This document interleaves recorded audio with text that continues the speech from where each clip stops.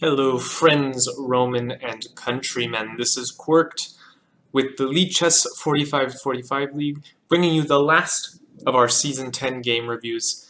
And as it's the last, we've moved up to the upper echelon, our Board 1 game. And this is a game between CamelClutcher and MelodyMarathon, both rated over 2200, both very strong players.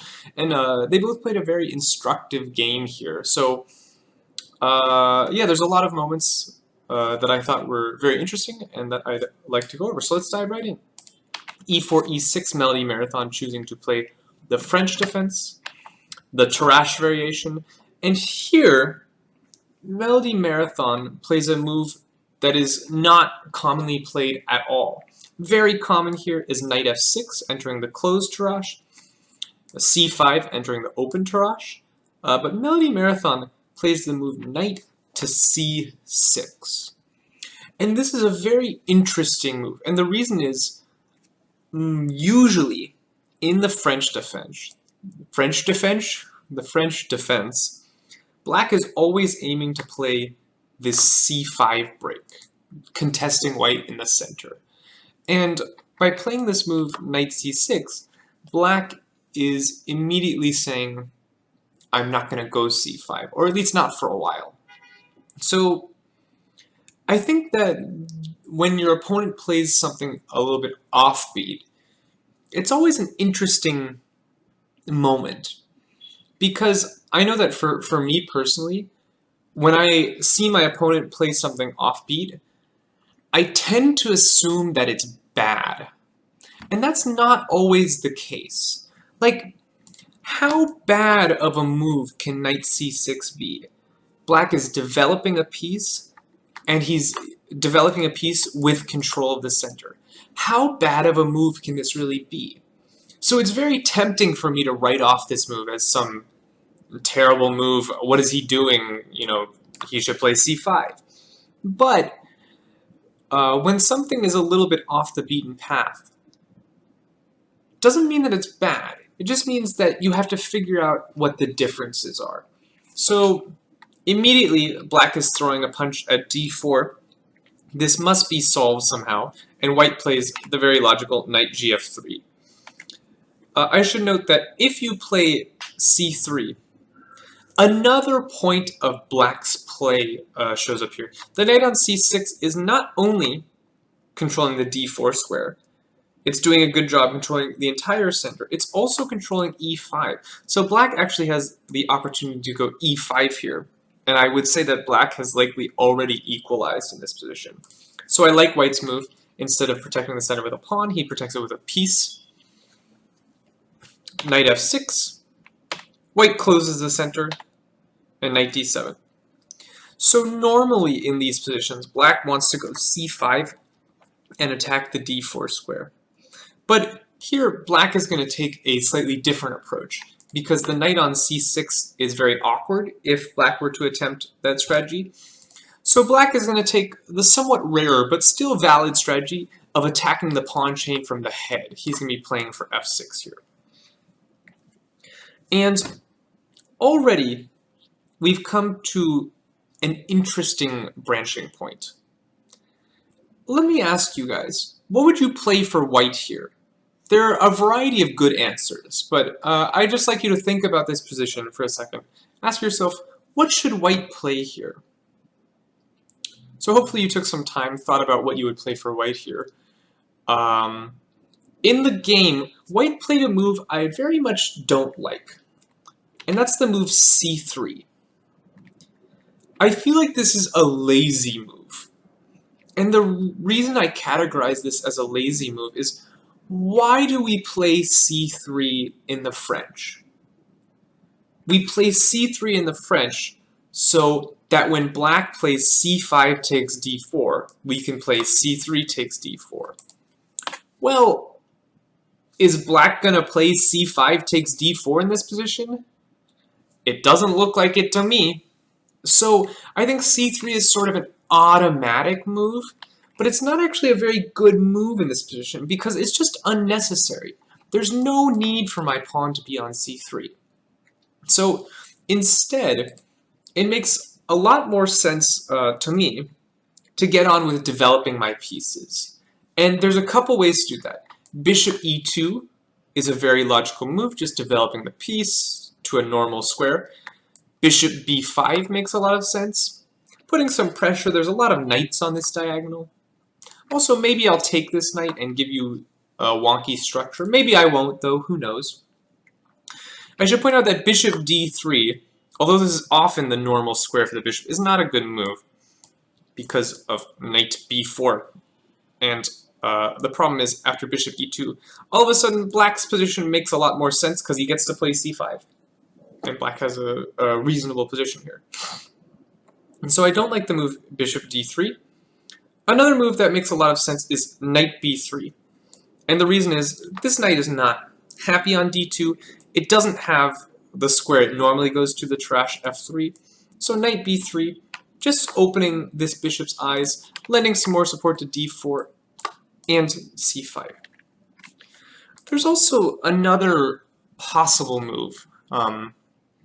Although this would definitely require some preparation, I think. It is possible in this position to play c4, immediately trying to blow up black's center, because the knight on d2 is supporting the c4 square, but that's a line that you would need to prepare as black, if you were going to play it. Sorry, prepare as white, excuse me. So c3 chosen in the game. This feels a little bit not correct.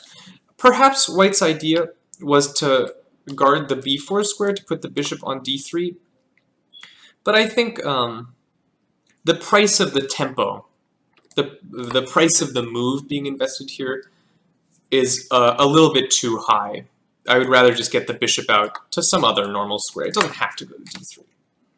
Black continues his plan f6.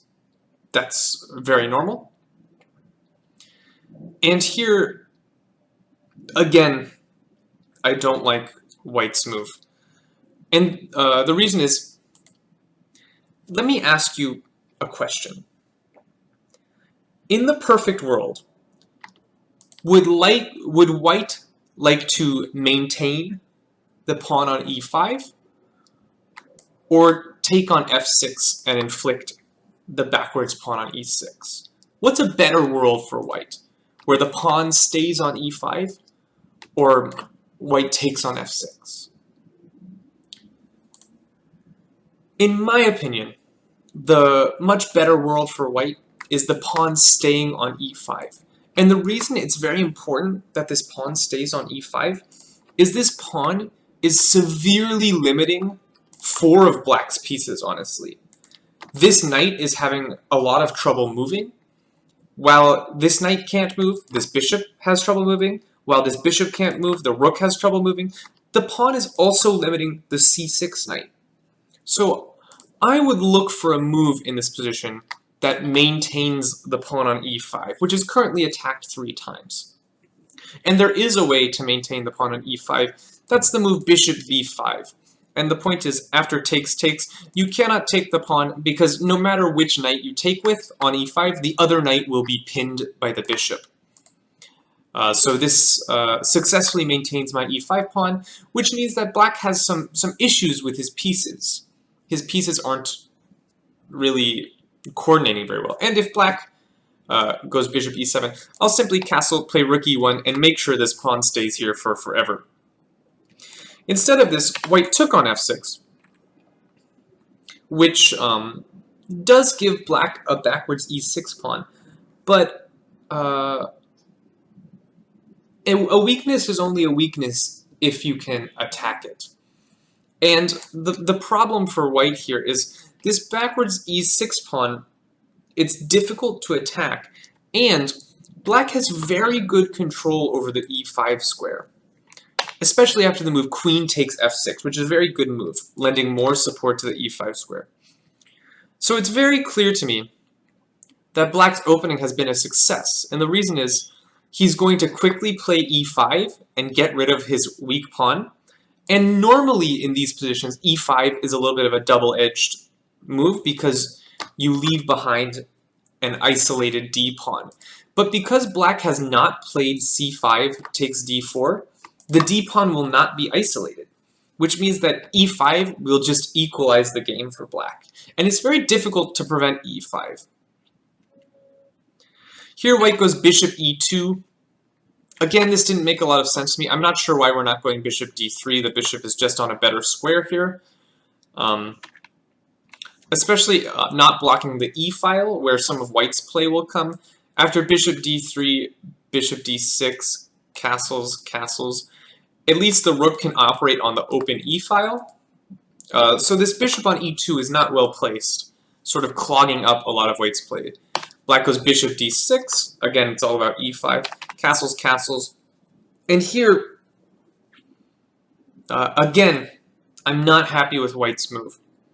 The reason is black is very clearly playing for e5. And if black can successfully play e5, he's equalized the center. There's no reason for him to be worse. So if I'm the white player, I'm looking for moves that prevent e5.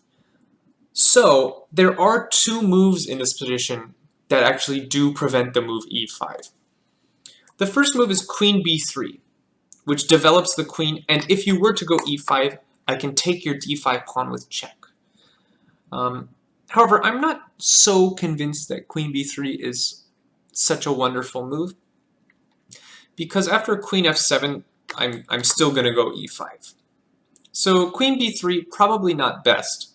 But the other move that makes a ton of sense in this position is knight b3. And the reason that this prevents e5 is after e5 takes, the queen's eyes are suddenly open to d5. The knight has gotten itself off the d file. And knight b3 is a desirable move anyway, because this bishop was very, very sad. So after knight b3, play could proceed something like h6. We don't want to allow this bishop to come to g5 with tempo. Bishop e3. And here black goes knight e7, guarding the d5 pawn, and now black will play e5 with a roughly equal game, but at least white has gotten some development before black plays e5. In the game, white played rook e1, but this allows black to do exactly what he wants, which is to play e5. And we notice that white's army is still somewhat undeveloped, and black is already opening up the center. Black will have two nice bishops. The knights may come into the center here, so I think black has a very good position. Black may even be better here. Takes, takes. And here white shows his intention behind rook e1, which is to go knight f1. Instead of putting the knight on b3, the white knight is going to f1 and g3. But the thing about this is, I'm not convinced that g3 is such a great square for the knight. On g3, the knight does have the f5 square available, which would be very nice. But because of the open f-file, it's going to be very difficult to play knight f5. Whereas the knight on b3 does have a very real future on the d4 square.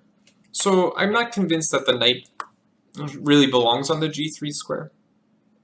But nonetheless, white is okay in this position. But in my mind, white is clearly not better. c6, the d5 pawn is hanging, so we protect it. Very sensible. Bishop e3, this is a good move. White's developing his pieces. You can go bishop g5, but just kidding. I forgot this was hanging with check. So you can't do that. Go bishop e3.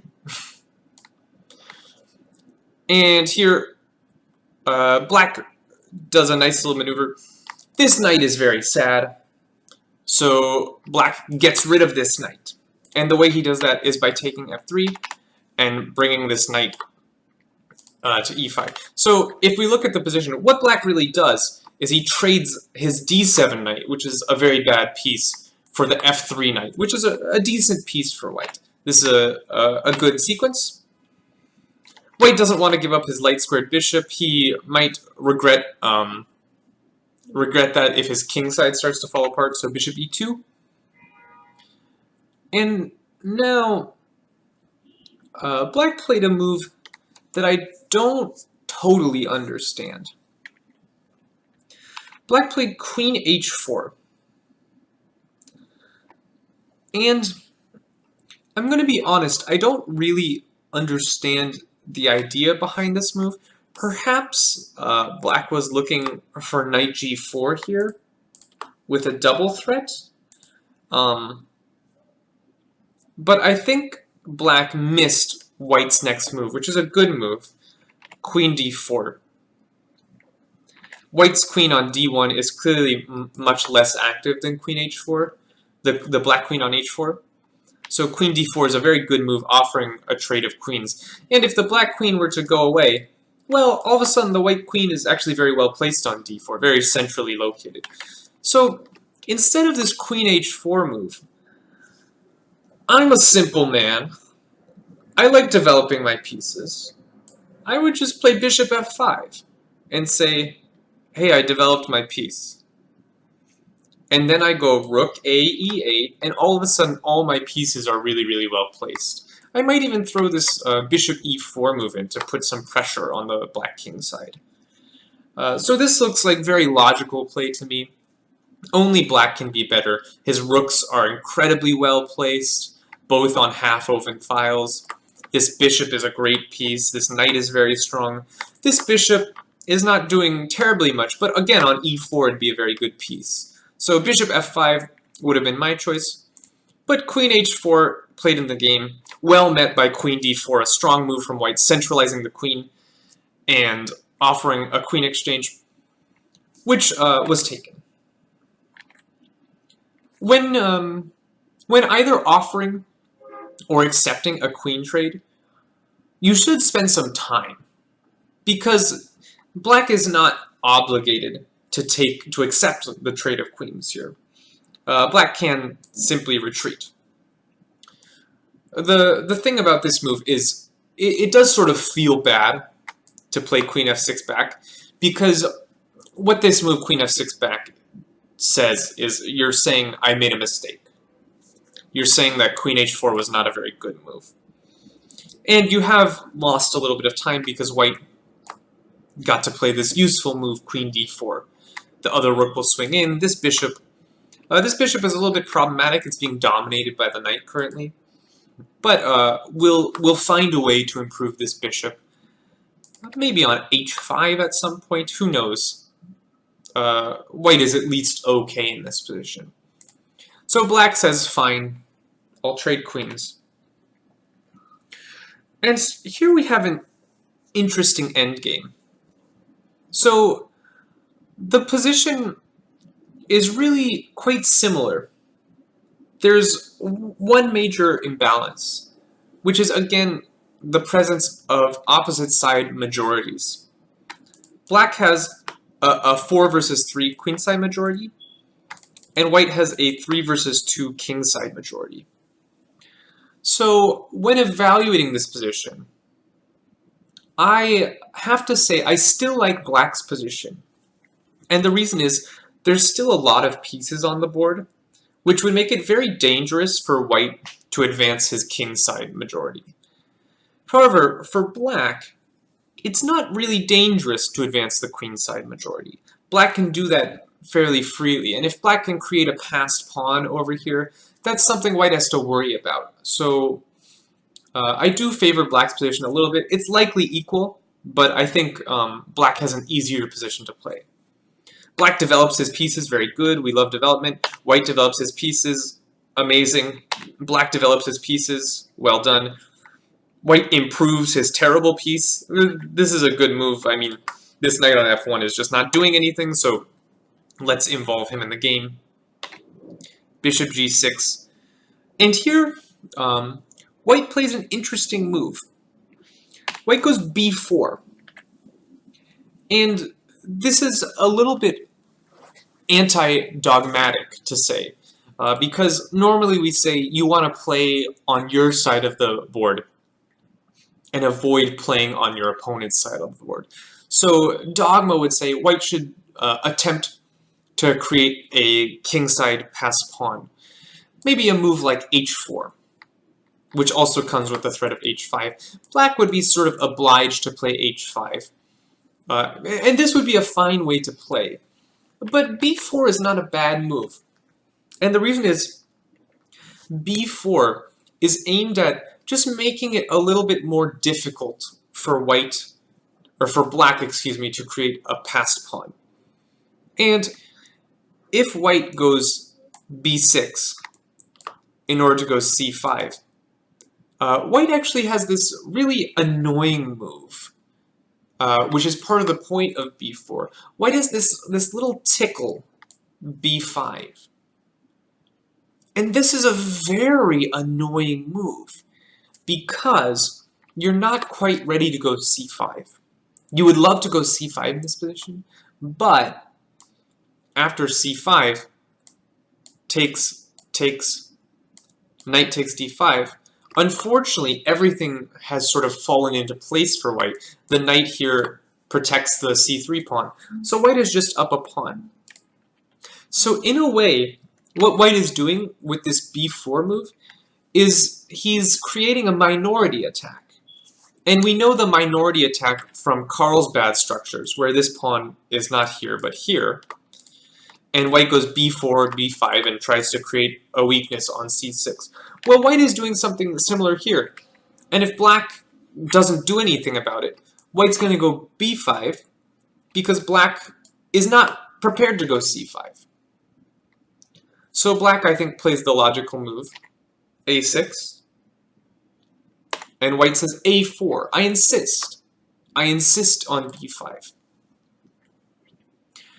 And b5 is a threat. It's a positional threat. So here, black, I think, plays a very good move. Let me ask you, if you were black in this position, what would you play? Because black has really quite a lot of options available to him. However, I happen to like black's move quite a bit. So take some time, think about what you would play as the black player here. So black played the move knight f7. Well, what's the point of this move? The point of this move is that b5 is now a terrible move. This is directed against the move b5.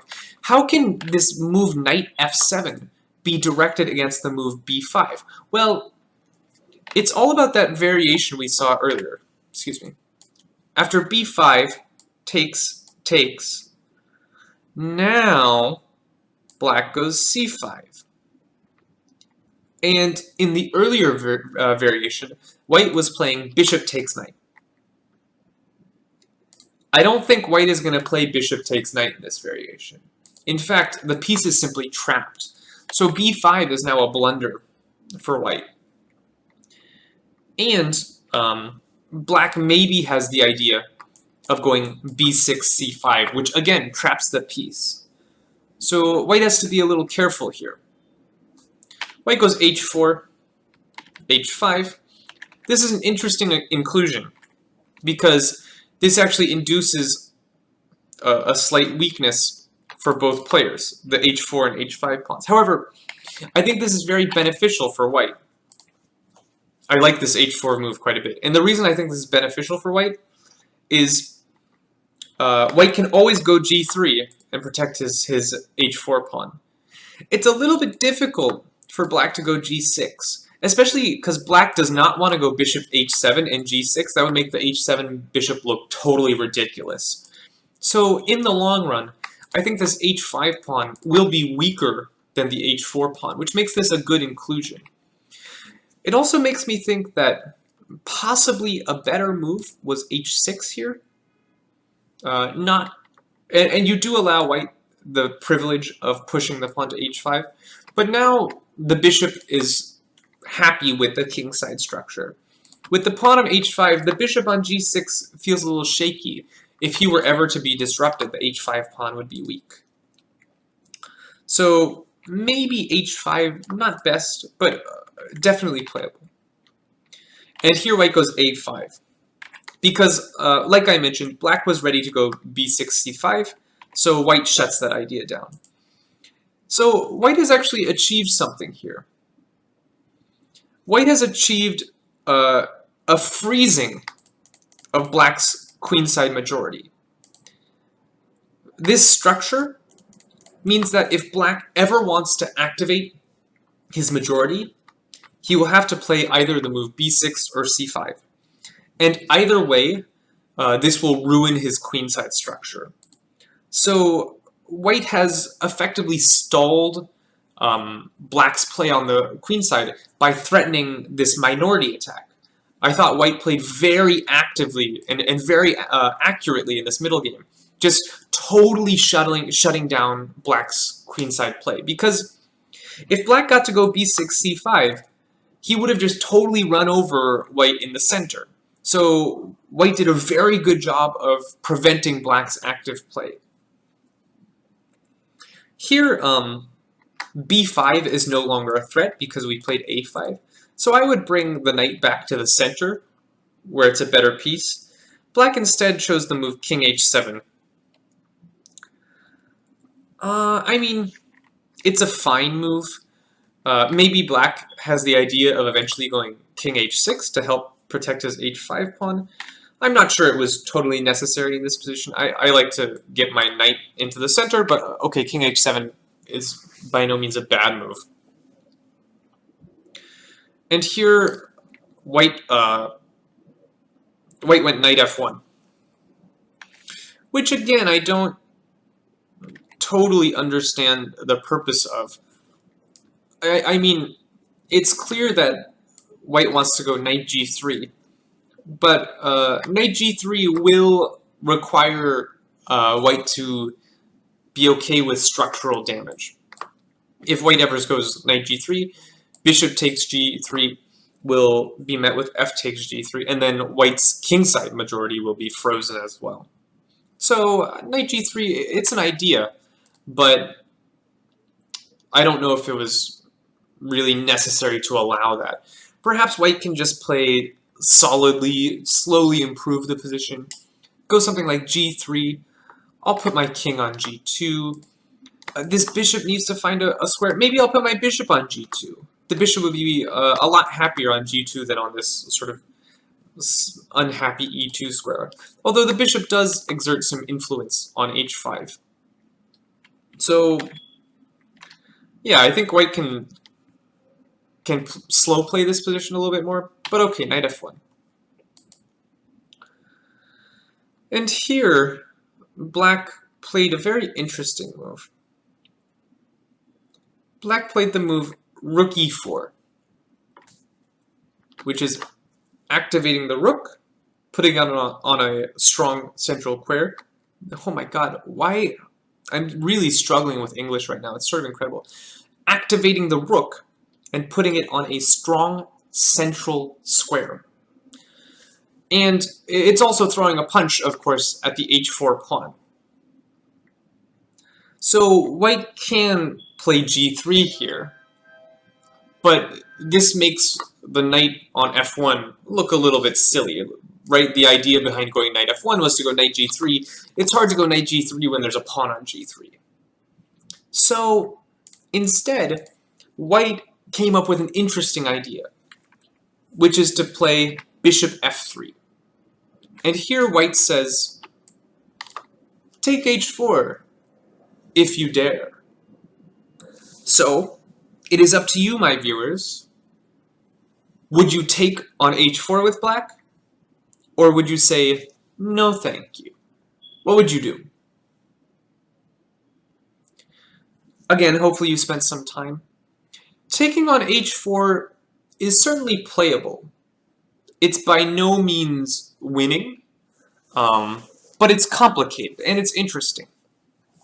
Hopefully you realize that the potential issue with rook takes h4 is the move g3. And white is claiming that the rook is trapped, which it is. The rook is trapped. On rook h3, there's simply bishop g2. And again, the rook is trapped.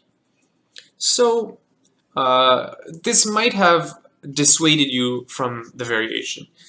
But black has the option here of taking on d4. And this is very interesting because we see that black's dark square bishop is his good bishop, And by eliminating its counterpart, black actually creates a lot of vulnerabilities on the queen side. White here has to play rook d4. If cd4, I take this pawn, I'm going to take this pawn, and I have a massive queenside majority. Black is simply much better here. So white must play rook d4. But now black has this move, bishop e5, and black will at least gain the pawn here on c3. Especially if you play passively, like rook d1. I mean, I'm ready to just take all your pawns, and you don't have a dark square bishop over here to guard your pawns anymore. In fact, I mean, this rook is attacked, you have to go over here somewhere. So, after bishop e5, white has to find a very good move here, which is rook h4, which looks a little weird, but it is putting pressure, and all of a sudden, it's not so clear. I would label this position unclear. I would probably go for it because I like to have the initiative. I love my bishops. I like having dynamic imbalances. But the move played in the game, which is rook e8, is certainly not a bad move. Black just says, okay, fine. Your bishop on f3 isn't a great piece. Maybe at some point it'll want to move away. And this is by no means a bad move. I just think rook takes h4 was interesting and definitely playable. Knight g3, white follows through on his idea. And the problem here for black is, I mean, there's two pieces attacking this h5 pawn. So, what are you going to do? King h6 is totally ridiculous. Just check. So here black should take the knight. Even though it's his good bishop, he inflicts a significant structural issue on the white player here, and we see that white has a big issue with the g4 square. So black can immediately jump on in. He'll play bishop f5, put some piece on g4, and the position will be a draw, especially if the knight trades for this bishop. The opposite color bishops will be clearly drawn. So knight g3, black needs to take this, because after bishop e7, which is interesting, black is throwing a counter punch, but perhaps he failed to realize the strength of white's assault here.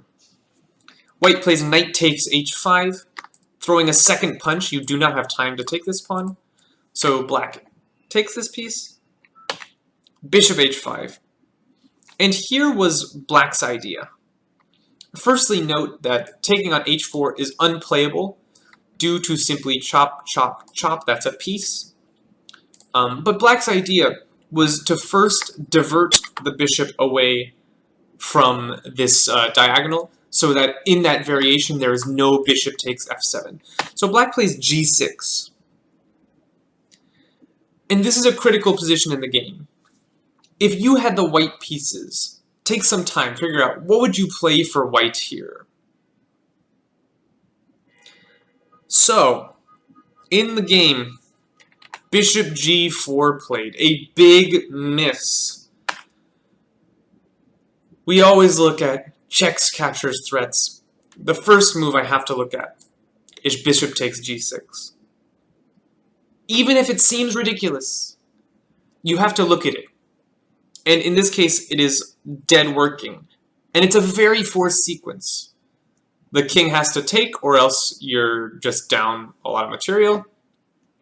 Check, very forced. The king has to go somewhere, either to h5 or h7. If you go to f5, I mean, the same thing happens, and your king's just more vulnerable in the center. So say king h7, rook d1. And I simply win the piece back. This pin along the e-file is far too strong. The bishop cannot move to protect the e8 rook, and no piece can move to protect the e7 bishop, which means I'm going to win the e7 bishop, and along with it, I'll control the 7th. You lost a pawn. Black's position is in total shambles. So this would have been just winning for white. But white missed it, played bishop g4, after which black chopped, g3, knight h6. This is an interesting intermezzo. The knight on f7 is just not on a good square.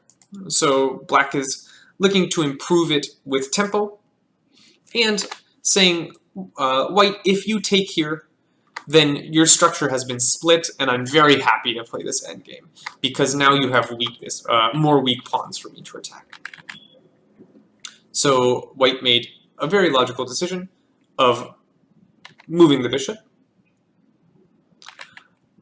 It is also possible to first include takes, which looks a little strange because you're moving the black rook from the f to the e file, which is the open line. However, the black rook on f8 is not such a dumb piece, being able to put pressure along the f line, and perhaps even able to go rook f3, which is a nice square for the rook. So this is playable. Bishop d7 is also playable, but it does allow black to take here and sort of toss that out with tempo. And now black has to move the bishop, so bishop f6. Takes. And now white played the most natural move in the position, which is rook e7 check. Just putting a rook on the 7th and calling it a day. I mean, it comes with check. What could be possibly wrong with this move? But it's actually not the best move. And we see this in the game because after rook f7 takes, knight takes, the knight has actually gained a tempo to get back into the game. So better than this rook e7 move is the move rook e6. And now, if you take, your knight does not get the tempo to get back in the game because the bishop is actually dominating the knight. And if you were to go knight f5, this would be a blunder. And the reason this is a blunder is that the king and pawn is lost. And the reason the king and pawn is lost goes way back to what we talked about in the middle game, which is that black's majority is frozen. He cannot create a passed pawn on this side of the board. Or if he does, he will have to allow white a passed pawn as well. So here in this position, white simply goes f3, and white has a winning king and pawn. White's going to bring his king up, go g4, gain an outside passed pawn, and then the king's going to run in, take all of black's pawns, white wins. So, after rook e6, you can't really take this rook. But what's also annoying is you can't guard the 7th rank because of this move. And all of a sudden, white's pieces come bearing down on black's weaknesses.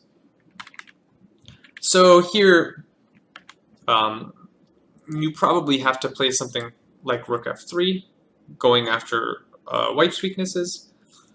But white has a nice little move, king g2. And the point is, if you were to take this, I get to check along the 7th. I move my bishop. I'm going to start sweeping up your pawns as well. And white is not... I mean, the position is not so clear. Black all of a sudden has a passed pawn on d5, but he's going to end up with a lot of weaknesses here. The bishop is a better piece than the knight. I think white is better. So rook e7, rook f7, takes, and now bishop c8. And we see why the knight gaining a tempo is so important, because black is in time to play knight d6 here. Bishop d7. Then bishop was attacked. White goes after, black goes after white's weakness. However, black is a little bit tied down. If black ever takes, he will be losing b7, which is an important point because when all of your pawns are on light squares, this can fall apart pretty quickly. So, oh no. Why do I always do that? Disaster. Knight b5, bishop c8. So black goes back. And white moves. And black says, okay, this knight b5 plan, in fact, moving the knight anywhere just so has bishop c8 and I have to go back. So it's time to bring the king. f3 is a nice move. The reason is this pawn is sort of in the way, so I clear the king to come play. Also, it takes away the e4 square, which is a very good outpost for the knight. These pawns together take away a lot of squares from both the king and the knight. King, bishop has to move, knight b5. And here white played a bit of a strange move, I would say. Very sensible is just to go bishop c8. And I think black has nothing better than knight d6. Taking is always very dangerous, because even though you get a passed pawn, my king is in the square, and all of a sudden you have a lot of things that hang all at the same time. So, I think it's very sensible for white to simply play bishop c8 here. But white went king f2. And white's idea here is after knight takes c3, which is incredibly logical, played in the game. Now white goes bishop c8 and says that you're not in time to get back and guard the b7 pawn. However, black does sort of gain a tempo here, because now if we looked in the other variation with bishop c8, knight takes c3, after bishop takes c8, oh god, knight takes c3, white's bishop was already on b7. And when we compare that to this position, white is a tempo behind. So black actually uses this to sort of solidify his position. So black goes knight a2. It's a very good move. Black is going to take on b4, and some nice geometry. Taking on b4 protects both the a6 and c6 pawns. And here white makes a big blunder. White plays bishop takes b7, which is super, super obvious, but not best. You have to realize that, hey, the knight's going to take on b4. So what I can actually do here is sack the pawn with b5. And the problem for black is that black is going to have to make a structural concession here. First of all, a takes b5 is terrible because all of a sudden white has a passed a pawn, which black should not allow. And c takes b5. The thing is here, it's very likely that the a pawns will be traded for each other after a move, like a future knight c6 at some point. And when the a pawns are traded, that will leave black with two isolated pawns. When you compare this with the game, if the a pawns were traded, black would have two connected passed pawns. And that's a very big difference. Because these two pawns together will be strong, they'll protect each other. Whereas if white goes b5, these two pawns do not protect each other, they will need constant nurturing, and white should be able to easily draw this position.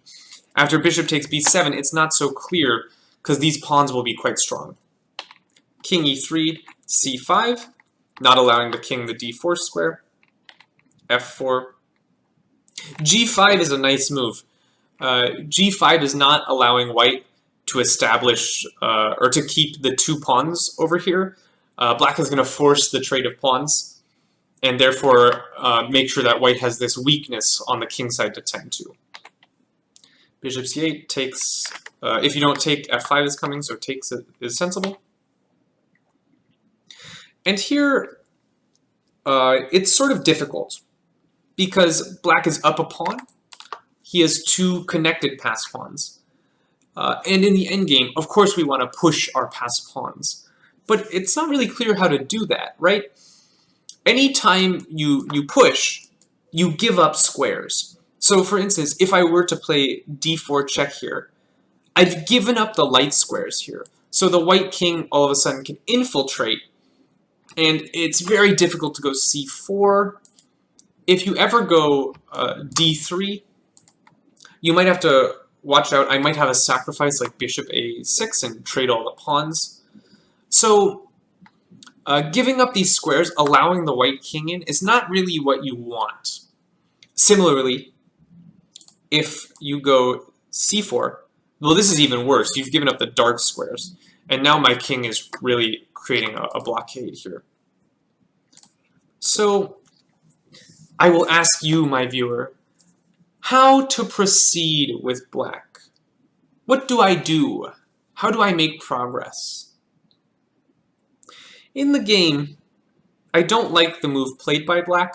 The move chosen was knight c6, which allows the immediate trade of the a pawns. But we know that when we're trying to win, when we have a better position, we want to trade pieces, not pawns.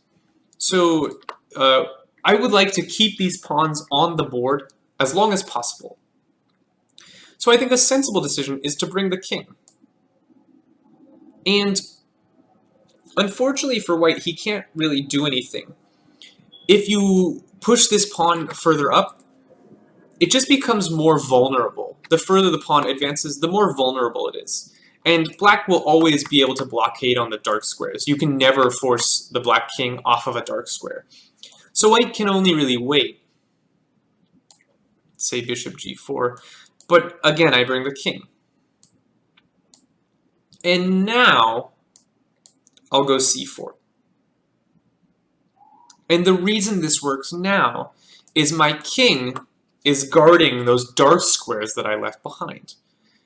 And as soon as you come in, I'll check you away. Get out of here.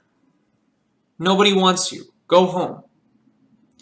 And this allows the trade of pawns, but this is a big difference because in this position, my pawns are rolling.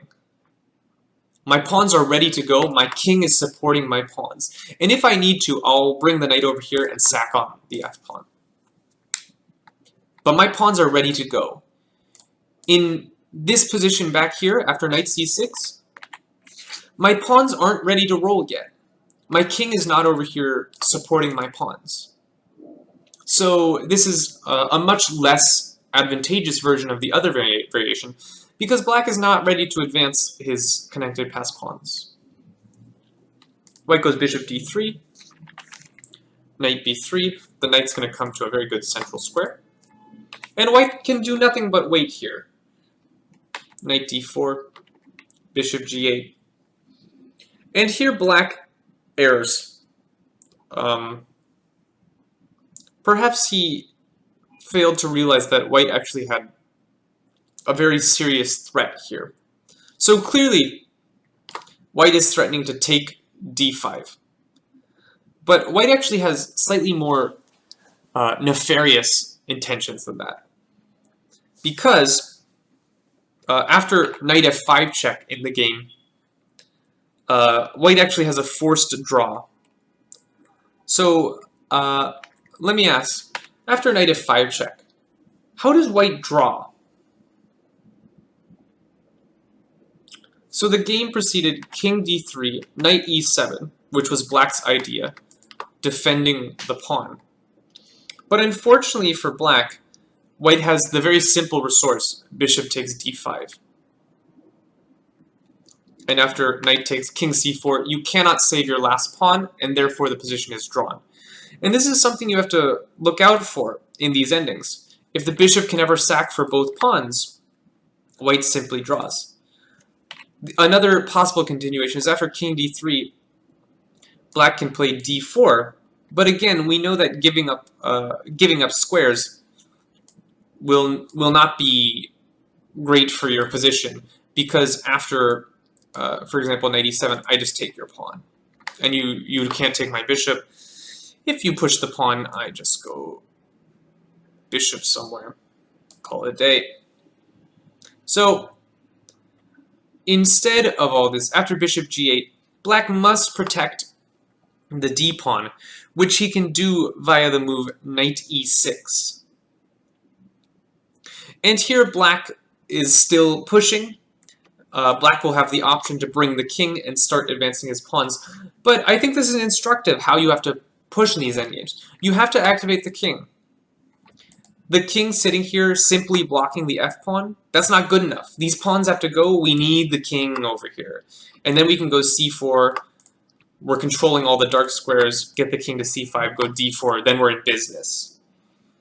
So it's very important to use your king in the endgame. I know you've heard this a million times, but I think this was an example of a strong player not following that advice, and therefore not being able to convert what is probably a winning position.